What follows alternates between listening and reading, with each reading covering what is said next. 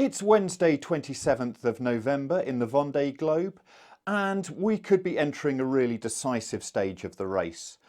They have been pushing so hard and records have been set over the last couple of days, and the reason is becoming evident now. This low pressure system they've been riding like a wave. Some of them may get over the top of this wave and be able to surf it down towards the Cape of Good Hope, whereas others could fall off the back of it. At the moment, it could be just Charlie Dalin in the lead who manages to get down the correct side of it, using that breeze to head south to where the ice gate is. Richard Gladwell, sailworld.com's New Zealand editor, together with PredictWind, has done some routing for Charlie Dalin's boat to see how it's going to react from 0600 hours this morning, and then seeing various routes he could take.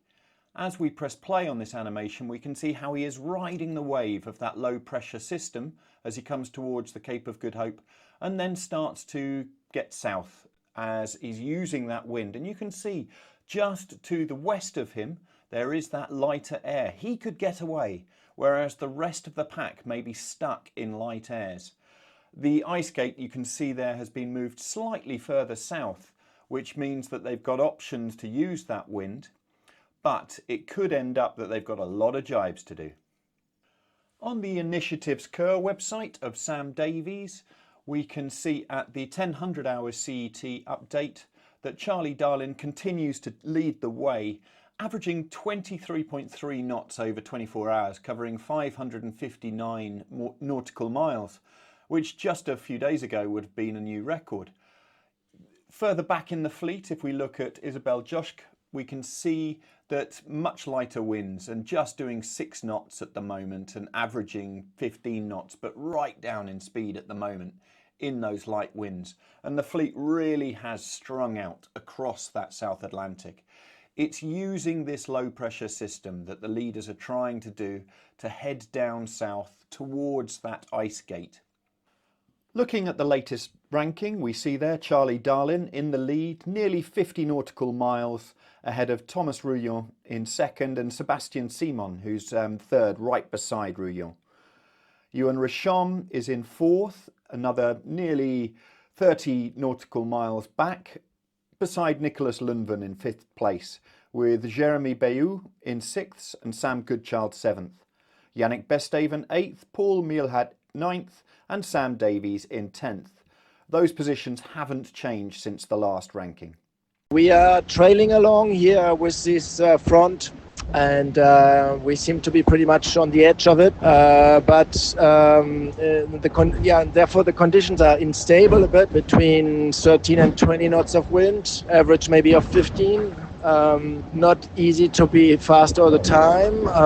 We do what we can. We had a good night, no sail changes, and everything is well on board.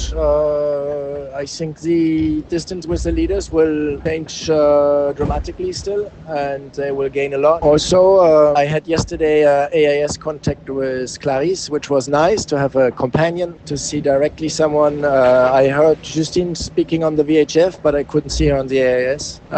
So since this night, I'm kind of, so to say, alone again. I don't see anyone on AIS, and it's quite sunny all these days. Actually, in quite nice conditions. Yesterday, the breeze went up to 27 knots. One moment, I took a reef. I took it out shortly after because the wind. That was just a short moment. The sea is a little bit short and stubby, and we plow a little bit around. But no, not so much to report. Everything good. The front pack, big respect, amazing run they have. It's super cool, and I mean they are in a lucky spot now, thanks to their own efforts, and that's really great to see for them. I mean, I'm a bit jealous, obviously, but the race is still long, and let's see what happens later on. I expect the distance to get to almost double, to 600-700 miles to that pack, and I hope we have opportunities in the Indian Ocean or Pacific to reduce that distance again. Otherwise, the